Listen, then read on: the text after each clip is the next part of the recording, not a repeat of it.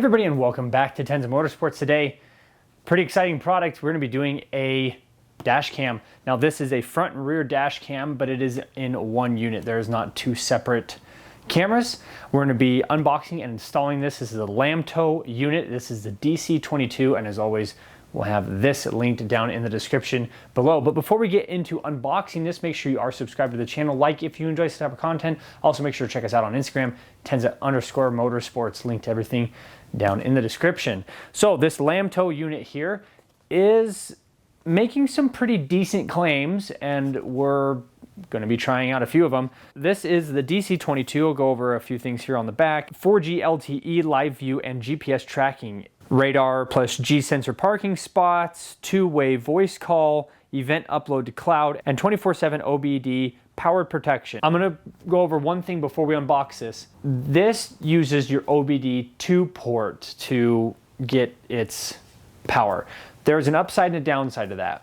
So the downside is now you've got something in your OBD2 port. So if you have to remove that to scan the vehicle or anything like that, forget to plug it back in. If you run a Bluetooth scan tool and you look at your live data, you won't be able to have those plugged in at the same time. So that's kind of a downside, but the upside is instead of it being like a cigarette lighter or something like that, if it's a cigarette lighter one, you have to go from the middle of your dash over to the outside of your dash, then up, and then over to your windshield. This is kind of nice because it's already on the side. So you're not taking up a cigarette lighter port. It's out of the way. It's not, in your center console, and there's just less wiring to run. When you install things like this, head units, dash cams, any sort of wiring that we do here on the channel, running the wiring itself takes the longest to do. Your project can go from this is a 20-minute install to I was here all day long running wires, keeping them tucked, keeping them away from other components, making sure they're not going to get damaged. And so it is kind of nice that it's already over there and you just run up the A-pillar and across the windshield. One other thing I'm going to talk about is when we go to run this wire, I'm going to start at the dash cam and then run backwards. That way your excess wire is down with your OBD2 port and you can tidy that up, zip tie it, tuck up underneath the dash, whatever you want to do. If you leave the excess wire on the dash cam side, now you've got this big bundle behind your rear view mirror, and it's unsightly and difficult to work with. So with all that being said, let's get this unboxed, show you what's going on with this, and talk about how fast we were able to do it. All right, so here it is, and as you can see, it is not a super big box, but that's because this is very simple. So we're gonna pop this open here. There is the user's manual, and this has everything you need, including the QR code to get the app and how to set it up. So obviously it's probably a good idea to go over all of this. To keep the video from being long and boring, I'm not going to read all of this right now. And then let's show off the unit itself. So this is this is the rear facing camera, and there is the front facing camera. The rear one does swivel. Takes a little bit to spin it, but it does spin. And this will mount on your windshield. So we'll find a spot around the rear view mirror to mount that. And then here is the SD card. I don't know what size of SD card it comes with. Let's look at that real quick. Okay, 32 gigabytes. It's a pretty decent size card. Here is the mic. There's speakers there. Here's some controls here on the front. Power, recording button, and then it looks like a person with it crossed out. So not quite sure what that is. And then this slit here on the side is looks like indicator lights. And then we'll go further into the packaging here. Here is the mount. So this is how it'll mount up onto the windshield. So you'll put this up there first, and then this will slide in. And then here is your power supply. Like I said, OBD2. So this is really cool. So this right here will turn off at that voltage. So it won't let the car drop below 12.4, 12 volt, or 11.6. So this does use some energy while the car is off to run, and so you can actually select where you want your battery to stop discharging. I think for right now, we're pretty good at 12 volt. The battery's fairly healthy, and then over here on the right-hand side, it says fuel vehicle, 5-minute, 10-minute, and electric vehicle. So I'll have to look into that. I'm assuming, well, fuel vehicle. That's what we are. So I'm not sure what the 5-minute and 10-minute for electric vehicle means, but fuel and 12 volt, that's how we're gonna have it set up in this car. And like I said earlier, we're gonna start by hooking up this side and then running down to the port. And other than that, that's kind of it, just these 3 pieces here. And there are a few other things here in the box. These look like stickers. You put these on the windshield first and then stick this over top of it. And then that way you're not putting double back tape directly on the windshield. You're putting something that's a little bit easier to get off. This doesn't weigh a ton, so it doesn't actually need, like, this is kind of a little bit overkill to have that much double back tape. And then over here you've got a little clip tool and then another tool. This looks like a SIM card tool. That would be to like get the SD card out. And then there are some double back tape holders. So if you need some help running wiring along the windshield or something like that, you could use those little pieces there. I don't think we'll need to. I think the BMW's got a tight enough tolerance between the headliner and the windshield that we can get away with just tucking the wire up behind there. All right, well, I apologize for the goofy view here, but I need to do a mounted camera and I had to pull out my GoPro. I think the best way to put this would be to do it right here. And the reason for that is that while I'm sitting back here in the driving position, I barely notice that it's up there. This is not the biggest thing, but it's also not the smallest thing, so you don't want to just look in the middle of the windshield. And I think if I do it right there, the only thing I see sticking below the mirror is just that little bump out for the rear view camera. And then I think if I needed to adjust anything, I think I could swing it down to hit the buttons and then swing it back up.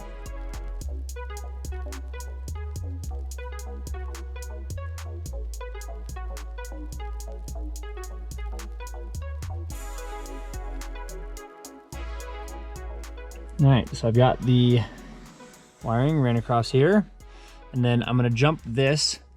So I've just got to pull this back a little bit harder than I have been. I probably need to get a little tool in there, and I'll just run this back behind there. Then I'll run the rest of the wiring down the A-pillar here. And then once we get back over here, I'll pull out the flashlight and show what we're doing once I get it down closer to the dash. The OBD2 port on this car is like right here. So we're already like halfway there. All right, so I've ran it down the A-pillar just by putting my finger down the trim like this and pushing the wire in. Get all the way down here to where it's going to connect into the OBD2 port. And I took the rest of the wire and put that tie back on it and reached back behind there, and there's some room with nothing going on back there. Don't want to put this anywhere where it might get pulled on or yanked or cut or anything like that. So I was able to just kind of slide that down into there and then plug in like this. I might clean that up a little bit more so that we're not making it look bad, but the only jump is right there. The rest of this is completely hidden. You can see that jump is all hidden all the way over to the dash cam. There's the dash cam. And I just want to go over the app here real quick. U-Box Pro. And so we'll go and select that. And then you can see us here sitting in the car. If we go back here to the main menu, I'm not going to show us setting up the app because it just has you put in a bunch of personal information, your address and stuff like that.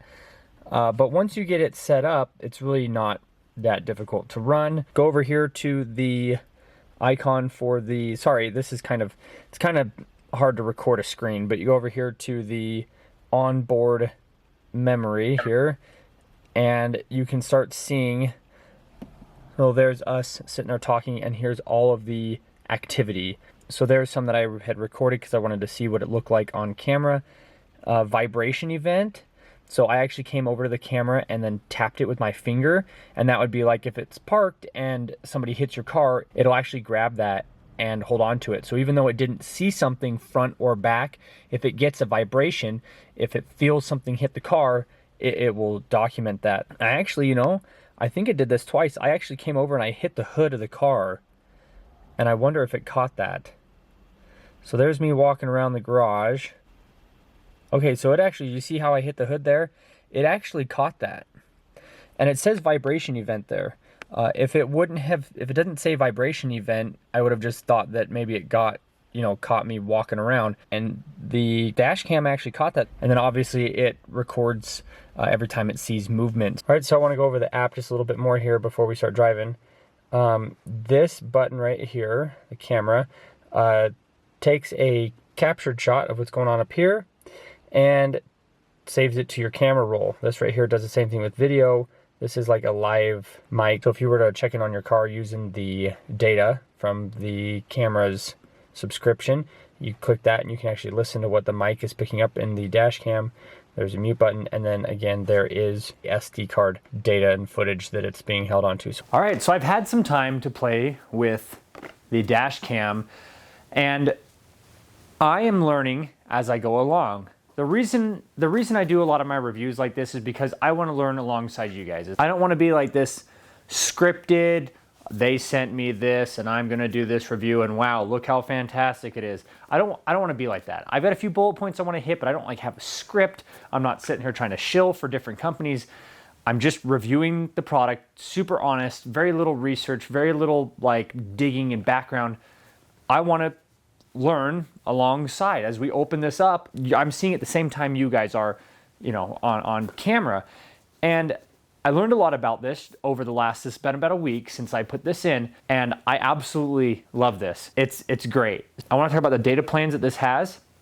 I'm not going to talk about price. I'm just going to talk about what it's like to use it, because they give you about a week or so before you need to start purchasing, like a trial period. And then they give you another, I think it's a month for like a penny. And then I'm not sure how much it is past that. I just know you can do it monthly or yearly. So let's just talk about that real quick. Because if you don't do that as like the actual like subscription portion using the 4G and the cellular service, that kind of stuff, then it just turns into a regular dash cam. Just from that standpoint where it gives you the option, I think this is probably one of the better dash cams on the market. We talked about how easy they were to put in, and then it gives you this option. If you have room in your budget to add a subscription, I think that's fantastic. If not, you still need a dash cam. You need to put a dash cam in your car. And I've absolutely loved the cellular service on this particular dash cam. I can see where the car is. I can get live feed anytime I want to. It was really nice because I kind of almost use it like a walkie-talkie a few times. Hit up my wife and like, hey, what are we gonna do for this, and this, and you know, talk back and forth. Like, what are we doing tonight after work or whatever. And it was really cool to just like, I don't know. It's kind of gimmicky if you're talking about it from that standpoint, because I could just call her. But it was kind of cool that I just popped on there, and the microphone sounded really good. The speaker was really good. She was driving, and you could hear me really well, and I could hear her really well. Very little delay. The motion sensor was, for better or for worse, was very sensitive. So the car is actually parked outside right now, and it's a good thing we've got this dash cam, because just over here off camera, which is why I'm not showing the car, we've got another really big project that we're gonna be doing on the channel. So if you're interested in BMW projects and things like that, I have a huge one over here. But now the car is being parked outside because we've got this other project in here. And it's nice to know that I've got a dash cam on that car. And so as that car sits outside, I get to see all the motion. It saves it. Every time the car is bumped, it'll start recording. The one thing I did want to talk about real quick was that I thought it was cool that if you go over like a pothole, I've had dash cams in the past and it would think you were in a wreck, which is fine. It's not like calling 911 or anything like that, but it would beep and save it as if like you had gotten hit. And this one did really well about, I went through some pretty deep potholes and it didn't notify me like, hey, you'd been in a wreck. You can go up and tap it, you know, with your finger pretty good, and it'll beep like documenting that vibration that it got, because obviously that would be, if the camera was swinging like that and after you'd gotten into a wreck, that's a fairly significant amount of movement for the dash cam. So it recognized that as a wreck, obviously, but it did really good about not like just every time you went over anything, it was just like binging all the time and thinking you had constantly gotten into a wreck. The backwards facing camera could see cars driving past. So I would get notifications saying, hey, there's movement, and I'd look it up, and it was cars driving past the house, which was really cool. Again, now the car is being parked outside, and we'll probably be parked outside for a while at this point. So yeah, I thought that was really cool. I really have no complaints about it so far, and I've been using it for about a week. I'm gonna kind of miss the cellular because as of right now, We don't have room in our budget to add a subscription, but that's okay. It's totally okay. We can use this as a regular dash cam. It still documents everything. And the other thing that's really nice is that even though it doesn't have the 4G subscription, for us is if something were to happen, like we got into a wreck, you can still pull this up on your phone and get some of that footage. And so I don't have to, you know, you're sitting there with the police officer or whatever after you'd gotten into a fender bender. I can say, oh, look, here's the dash cam footage. I don't have to be like, oh, let me take my SD card home and get it on the computer. No, I can sit there, see this is what's going on, write the tickets properly, get the proper documentation so you can get your cars fixed through your insurance and not have to go he said, she said, none of that. And so even without the cellular service, you can still get on the app, you can still pull up the footage, and you don't have to be pulling out the SD card all the time. I don't know, I just thought it was really convenient and easy to use. So I really appreciate everybody so much for watching. If I missed anything, please comment your questions down in the comment section below. I'd love to hear some of your feedback. Let me know what I did or didn't cover, and I'll try my best to answer that. If not, I can do a follow-up video, you know, maybe give this like 6 months or a year or something like that, and then do a follow-up like a long-term, because some of these things, like, they look really good on the surface and you get a week or so in and then you start realizing that, oh, there's kind of some things that I do or don't like about it. Normally with dash cams, it's not really like anything super crazy. Yeah, so those are my final thoughts. I've been really happy with it. I think it's fantastic. As always, I'll have this link down in the description below with this discount code. Use that to get a discount off of your order. And I appreciate everybody for watching, and we'll see everybody in the next video.